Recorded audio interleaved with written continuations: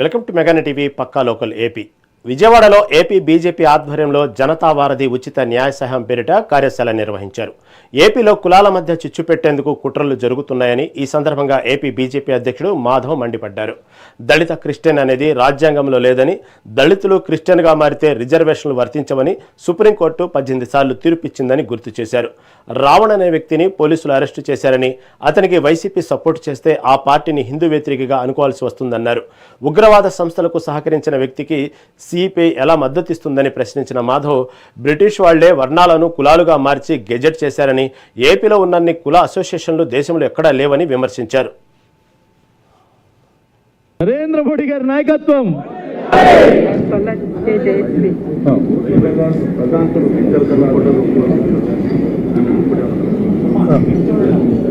అమ్మ మీరు ఒకసారి పెద్దలు రాష్ట్ర అధ్యక్షుల వారితో గ్రూప్ ఫోటో దిగండి.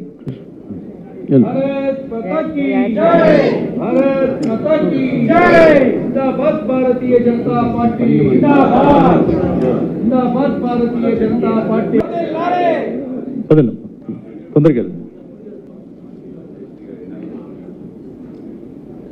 భారత్ మాతా కీ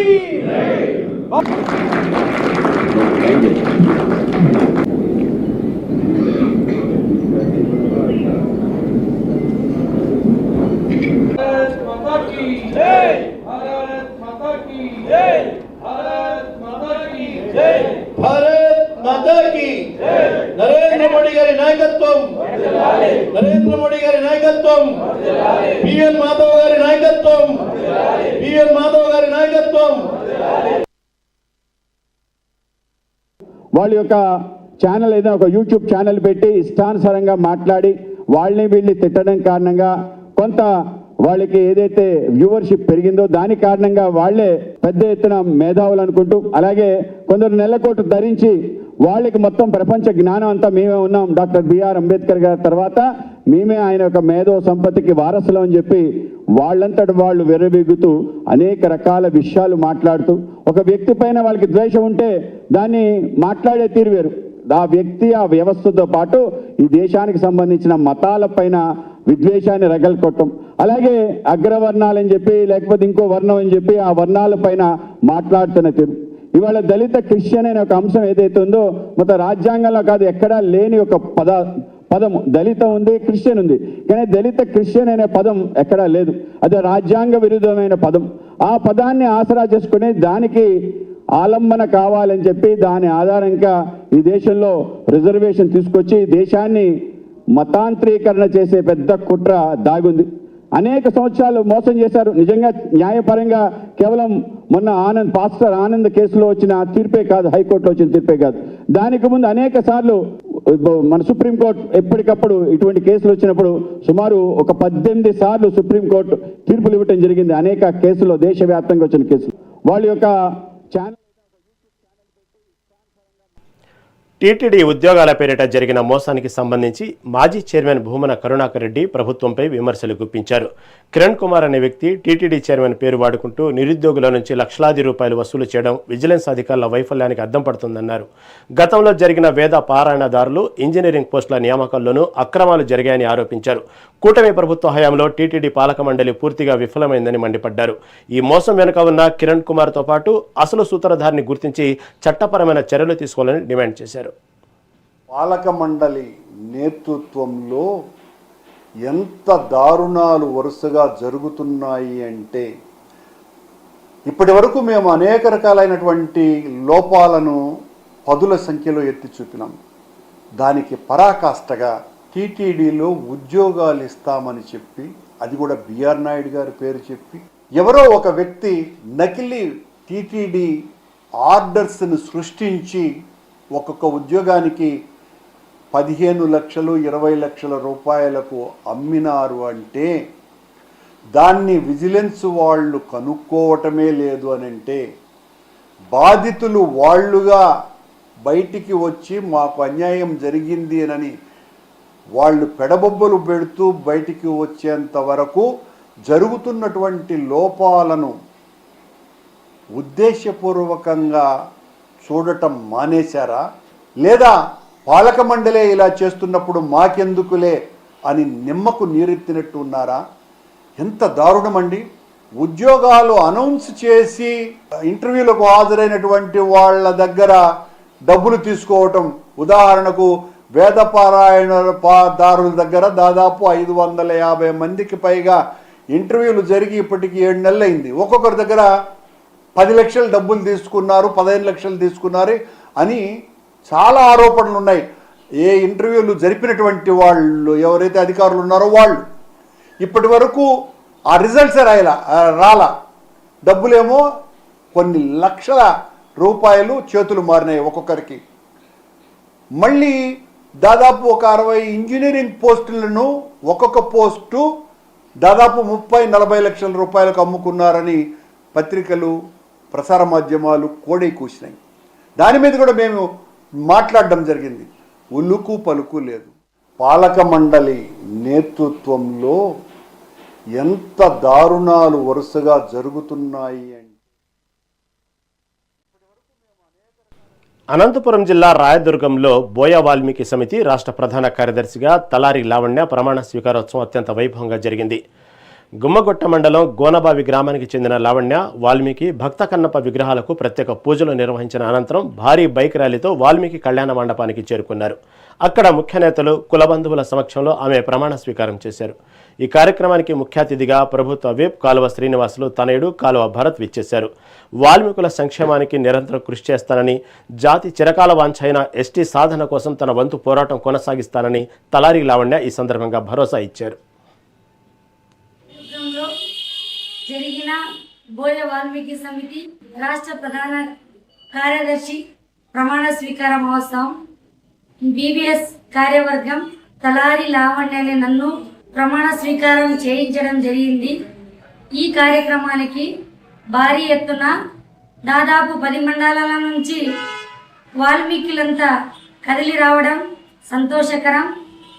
ఈ కార్యక్రమానికి ముఖ్య అతిథులుగా రాయదుర్గం నియోజకవర్గ శాసనసభ్యులు ఎమ్మెల్యే కాలువ శ్రీనివాసులు గారి తనయుడు యువ నాయకులు కాలువ భరత్ గారు రావడం, అదేవిధంగా నాకు పీవీఎస్ సంఘం తరపున రాష్ట్ర ప్రధాన కార్యదర్శి పదవి ఇవ్వడం సంతోషకరం. అధ్యక్షులు సోషల్ మీడియా ద్వారా నేను చేసే సేవా కార్యక్రమాలను చూసి మమ్మల్ని గుర్తించి ఈ పదవి ఇచ్చిన అంజీ గారికి ప్రత్యేక ధన్యవాదాలు. అదేవిధంగా మన ముఖ్యమంత్రి నారా చంద్రబాబు నాయుడు గారికి మరియు మన ఎమ్మెల్యే కాలువ శ్రీనివాస సార్ గారికి, ఎంపీ అంబికా లక్ష్మీనారాయణ గారికి, ప్రతి ఒక్కరికి ప్రత్యేక ధన్యవాదాలు తెలియజేసుకుంటున్నాం. చరణ వాల్మీకుల ఐక్యత, సంక్షేమం, ఎస్టీ సాధన దానివల్ల మన ప్రయోజనాల గురించి వాల్మీకులకు ప్రతి గ్రామానికి వెళ్ళి ఎస్టీ రిజర్వేషన్ మనకు వస్తే మన పిల్లల భవిష్యత్తు, మన భవిష్యత్తు ఏ విధంగా మారుతుంది, మన పిల్లల జీవితాలు ఎంత ముందుకెళ్తాయి, రిజర్వేషన్ వల్ల కలిగే ప్రయోజనాలను తెలియపరచడం.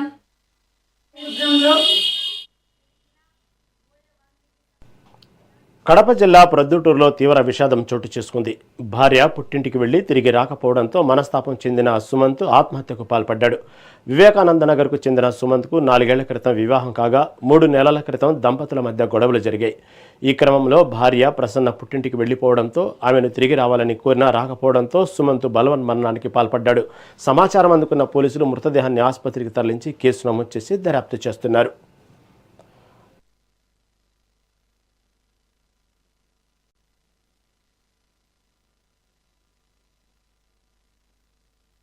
పొద్దుటూరు పట్టణంలోని వివేకానంద నగర్ చెందిన సుమంత్ అనే వ్యక్తి ఈరోజు ఉదయం తన వ్యక్తిగత కుటుంబ కలహాలతో కల్లాపి పేడాలను తాగి ఆత్మహత్య చేసుకున్నాడు. దీనిపైన పొద్దుటూరు 2 టౌన్ పోలీసు వారు కేసు నమోదు చేసి దర్యాప్తు చేస్తున్నారు.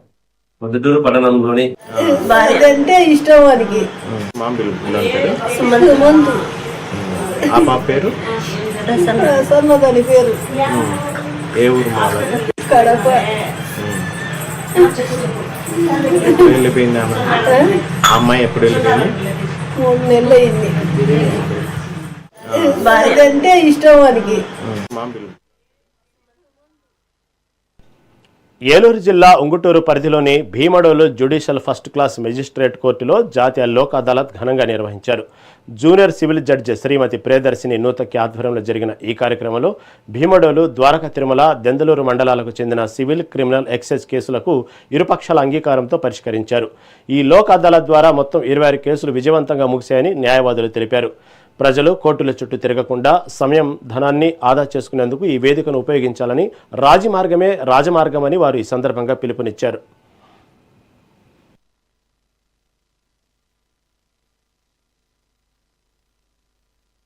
ఈరోజు భీమడోలు కోర్టు ఆధ్వర్యంలో, భీమడోలు జూనియర్ సివిల్ జడ్జి గారి ఆధ్వర్యంలో లోక్ అదాలత్ జరుగుతున్నది. ఈ లోక్ అదాలత్లో సివిల్ కేసులు, క్రిమినల్ కేసులు, ఎన్ఐ యాక్ట్లు, ఎక్సైజ్ కేసులు అన్నీ కూడా రాజీ చేసుకోవడం జరిగింది.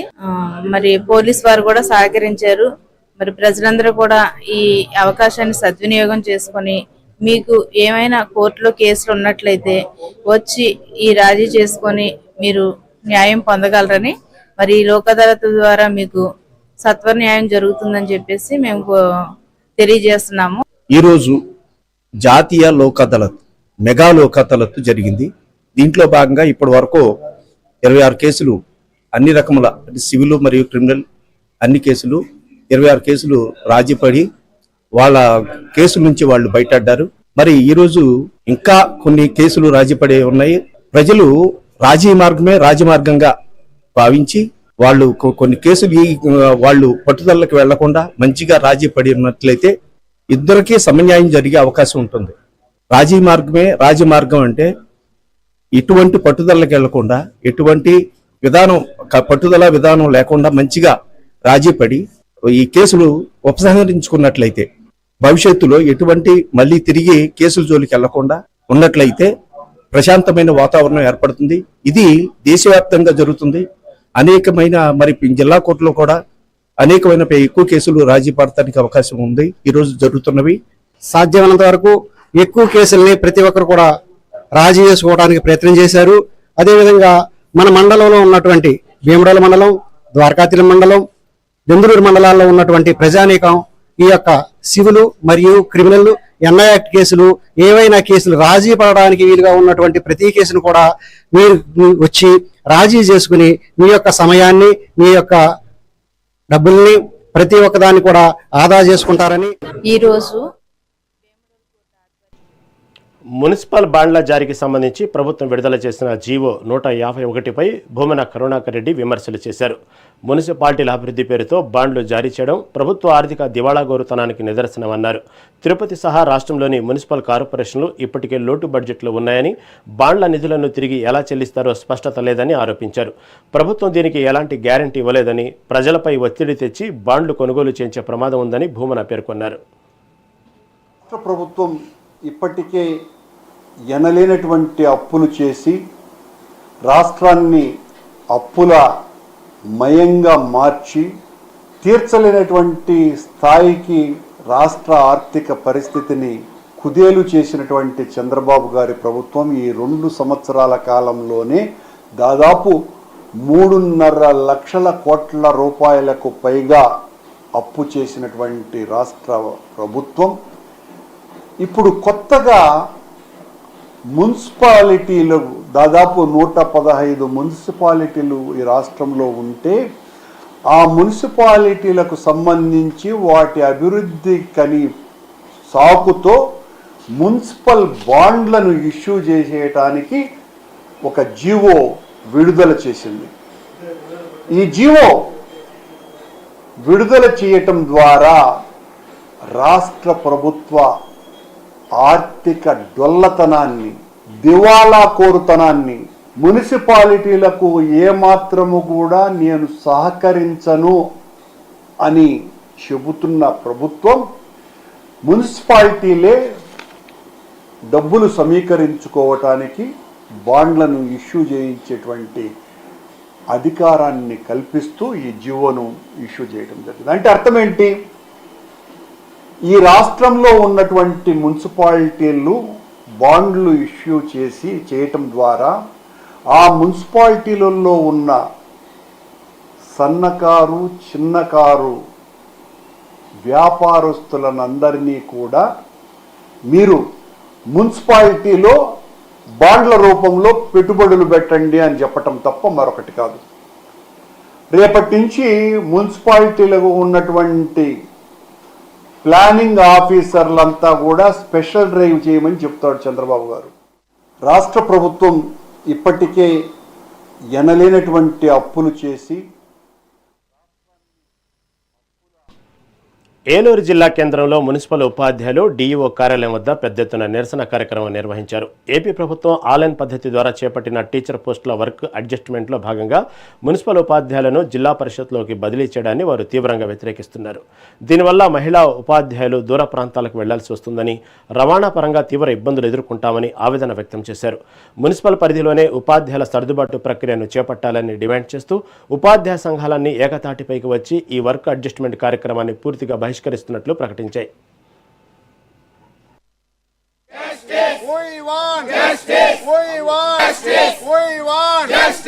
మేనేజ్మెంట్ మార్చే విధానాన్ని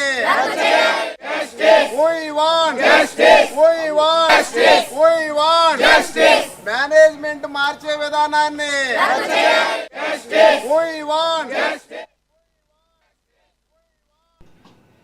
ఏపీలో మత ఉద్రిక్తతలు పెంచేందుకు కొన్ని రాజకీయ శక్తులు కుట్రలు పన్నుతున్నాయని పోలవరం ఎమ్మెల్యే చిర్రి బాలరాజు ఆరోపించారు. క్రైస్తవులను లక్ష్యంగా చేసుకుని ఉద్దేశపూర్వకంగా మత విద్వేషాలను రెచ్చగొడుతున్నారని మండిపడ్డారు. రావణ్, జడ శ్రవణ్ కుమారు, నటుడు ప్రకాష్ రాజ్ వ్యవహారాల వెనుక వైసీపీ నాయకుల ప్రమేయం ఉందని, ఈ కార్యకలాపాలన్నీ తాడేపల్లి కేంద్రంగానే నడుస్తున్నాయని ఎమ్మెల్యే అనుమానం వ్యక్తం చేశారు. దళిత క్రైస్తవుల రిజర్వేషన్ల అంశాన్ని రాజకీయాలకు వాడుకోవద్దని హెచ్చరించిన ఎమ్మెల్యే డిప్యూటీ సీఎం పవన్ కళ్యాణ్పై జరుగుతున్న విమర్శల వెనుక ఉన్న నిజాలపై సమగ్ర విచారణ జరపాలని డిమాండ్ చేశారు. ఈరోజు రాష్ట్రంలో మతాలను అడ్డం పెట్టుకొని ఘర్షణలకు వైసీపీ పార్టీ కుట్ర చేస్తుందనే ఈరోజు మీ అందరికీ తెలియజేయాలి. ఆంధ్రప్రదేశ్లో క్రైస్తవులను రెచ్చగొట్టి మత ఘర్షణలు సృష్టించి తీవ్రమైన కుట్ర ఈరోజు వైసీపీ పార్టీ చేస్తుంది. అలాగే ముఖ్యంగా ఇది క్రైస్తవుల్లో ఒక యాంటీనెస్ తీసుకురావాలని ఈరోజు ముఖ్యంగా పవన్ కళ్యాణ్ గారిని టార్గెట్ చేస్తూ ఏలూరులో జరిగినటువంటి దళిత క్రైస్తవ సంకారామంలో సభలో దళితుల సంక్షేమం గురించి మాట్లాడకుండా కేవలం పవన్ కళ్యాణ్ గారిని అసభ్యకరమైన భాషతో విమర్శించడాన్ని మేము పోలవరం నియోజకవర్గం నుంచి తీవ్రంగా ఖండిస్తున్నాం. ఈరోజు ప్రత్యేకించి రావణ్కి ఖచ్చితంగా వైసీపీ మద్దతు ఉందనేది దీంట్లో స్పష్టంగా అర్థమవుతుంది. పోక్సో కేసులో అరెస్ట్ అయినటువంటి రావణ్ వెనుక వైసీపీ హస్తం ఖచ్చితంగా ఉంది. అతనికి వైసీపీ మీడియా ద్వారాగా న్యాయం జరుగుతుందనేది మేము స్పష్టంగా తెలియజేస్తున్నాం. అలాగే సనాతన ధర్మంపై దూషిస్తున్నారు. పైడ్ ఆర్టిస్టులు, యూట్యూబ్ ఛానల్స్ రావణ్ లాంటి వ్యక్తుల మీద సపోర్ట్ చేస్తూ హిందూ దేవాలయాన్ని, సనాతన ధర్మాన్ని దూషిస్తున్నటువంటి వీరు, అలాగే నటుడు ప్రకాష్ రాజ్ అనేటువంటి వ్యక్తి కూడా వారికి మద్దతు ఇవ్వడం అనేది ఈరోజు రాష్ట్రంలోనే మనకి సనాతన ధర్మాన్ని కించపరిచే విధంగా వీరు మాట్లాడడం అనేది మేము తీవ్రంగా ఖండిస్తున్నాం. ఈరోజు రాష్ట్రంలో మతాలను అడ్డం పెట్టుకొని ఘర్షణలకు వైసీపీ పార్టీ. పల్నాడు జిల్లా చిలకలూరుపేట పరిధిలోని పసుమర్తి వద్ద రోడ్డు ప్రమాదం జరిగింది. హైదరాబాద్ నుండి వస్తున్న ఒక కారును ఆర్టీసీ బస్సు బలంగా ఢీకొట్టింది. ప్రమాద తీవ్రతకు కారు ముందు భాగం పూర్తిగా ధ్వంసమవగా అందులో ప్రయాణిస్తున్న నలుగురికి గాయాలయ్యాయి. ప్రమాదం జరిగిన వెంటనే స్థానికులు స్పందించి క్షతగాత్రులను చికిత్స నిమిత్తం ఆసుపత్రికి తరలించారు. గాయపడిన వారికి ఎలాంటి ప్రాణాపాయం లేదని వైద్యులు ప్రాథమిక సమాచారం అందించారు. ఈ ఘోర ప్రమాదంపై సమాచారం అందుకున్న పోలీసులు సంఘటనా స్థలానికి చేరుకుని కేసు నమోదు చేశారు. ప్రమాదానికి గల పూర్తి కారణాలపై దర్యాప్తు ప్రారంభించారు.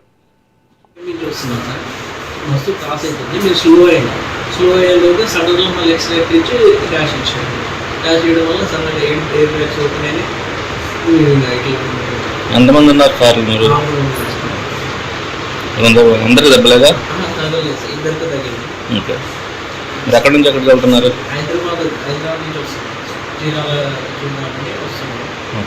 స్లోనే మాట్లాడుకుంటూనే వస్తున్నాం. కడుపు లేదు, మబ్బులు కొత్తగా లేదు. స్లోగా నడుచుకుంటూ వస్తున్నాం. సడన్గా బస్సు ఆపిండు, మళ్ళీ ఒకేసారి స్పీడ్గా వచ్చేసాడు. వచ్చి ఇంక డ్రైవర్ లేడు, పక్కన వాళ్ళందరూ డ్రైవర్ తప్ప ఏమన్నా డ్రైవర్ లేడు, వెళ్ళిపోయాడు. ఒకటి ముందేసి వెళ్ళిపోయాడు. పక్కన వాళ్ళందరూ అంటనే ఉన్నారు డ్రైవర్ తప్పు అసలు ఎటు పోయాడు, డ్రైవర్ పట్టుకున్నాడు. హైవే మీద వస్తున్నాం సార్, మస్తు క్రాస్ అవుతుంది. మీరు స్లో అయ్యేలోగా సడన్గా టీడీపీ తిరుపతి పార్లమెంట్ అధికార ప్రతినిధి ఊట్ల సురేంద్ర నాయుడు వైసీపీపై తీవ్రస్థాయిలో విరుచుకుపడ్డారు. రాజకీయ ఉనికి కోసం వైసీపీ కులమతాల మధ్య విద్వేషాలు రెచ్చగొట్టే ప్రయత్నం చేస్తుందని ఆయన ఆరోపించారు. ఇందుకోసం సోషల్ మీడియాను వేదికగా వాడుకుంటుందని మండిపడ్డారు. ప్రశ్న సోషల్ మీడియా నిర్వాహకుడు రావణ్ శ్రీరాముడిపై చేసిన వ్యాఖ్యలు హిందువుల మనోభావాలను తీవ్రంగా దెబ్బతీశాయన్నారు. సనాతన ధర్మాన్ని అవమానించిన రావణ్కు మాజీ మంత్రి అంబటి రాంబాబు మద్దతు పలకడం సిగ్గుచేటని విమర్శించారు. అలిపిరి ఘటనపై రాజకీయం చేసిన భూమన కరుణాకర్ రెడ్డి ఈ రావణ్ వ్యాఖ్యలపై సమాధానం చెప్పిన తర్వాతే సనాతన ధర్మం గురించి మాట్లాడాలని, లేదంటే మీడియా సమావేశాలు నిర్వహించవద్దని డిమాండ్ చేశారు.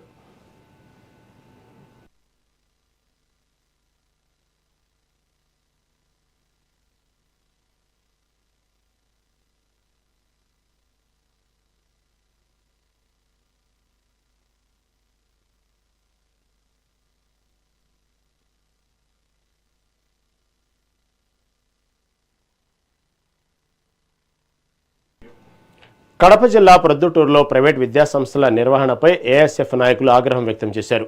రెండో శనివారం ప్రభుత్వ సెలవు దినం అయినప్పటికీ నిబంధనలకు విరుద్ధంగా శ్రీ చైతన్య నారాయణ విద్యాసంస్థల్లో తరగతులు నిర్వహిస్తుండటంతో కళాశాలల ఎదుట ఆందోళనకు దిగారు. యాజమాన్యాల తీరును నిరసిస్తూ ధర్నా చేపట్టిన నాయకులు తరగతులను బహిష్కరింపజేసి విద్యార్థులను బయటకు పంపించారు. విద్యార్థులపై తీవ్ర ఒత్తిడి తీసుకురాకుండా ప్రభుత్వ నిబంధనలను ప్రైవేటు విద్యాసంస్థలు తప్పనిసరిగా పాటించాలని వారు డిమాండ్ చేశారు. ఏఎస్ఎఫ్ ఆందోళనతో విద్యాసంస్థల వద్ద కొంతసేపు ఉద్రిక్తత నెలకొంది.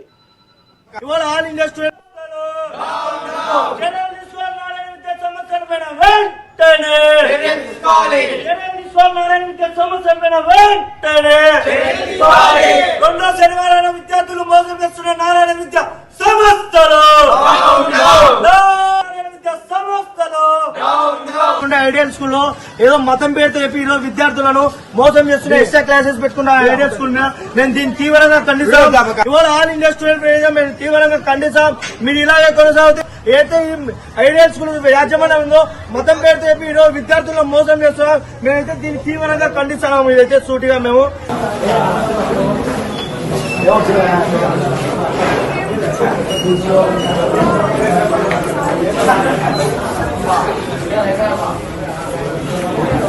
ఏఐఎస్ఎఫ్ కడప జిల్లా సహాయ కార్యదర్శిని ఏదైతే ప్రధానంగా చూసుకుంటే ఇవాళ రెండో శనివారమైనా సరే నారాయణ శ్రీ చైతన్య విద్యా సంస్థలు ఇష్టానుసారంగా గవర్నమెంట్ విరుద్ధంగా ఈరోజు ఎక్స్ట్రా క్లాసెస్ పెట్టుకుని పిల్లలను వేధిస్తున్నారు. మేమైతే దీన్ని తీవ్రంగా ఖండిస్తాం. ఆర్ఏఓ ఏం చేస్తున్నారు, డిఓ ఏం చేస్తున్నారు, ఎంఈఓ ఏం చేస్తున్నారని ఇవాళ మేము సూటిగా అడుగుతాం. మీరు నెలకు జీతాలు తీసుకొని ఏసీలో రూమ్ లో కూర్చొని కానీ ఇవాళ మేము ఆల్ ఇండియా స్టూడెంట్ ఫెడరేషన్ మేము అడుగుతాం. మేము ఇలాగే నెక్స్ట్ తారీఖు కొనసాగితే పెద్ద ఎత్తున కడప జిల్లా మొత్తం నారాయణ శ్రీ చైతన్య విద్యా సంస్థలను ముట్టడిస్తామని ఈ సందర్భంగా తెలియజేస్తున్నాం. రైట్, ఇవి ఇప్పటి వరకున్న పక్కా లోకల్ అప్డేట్స్. చూస్తూనే ఉండండి మెగా 9 టీవీ.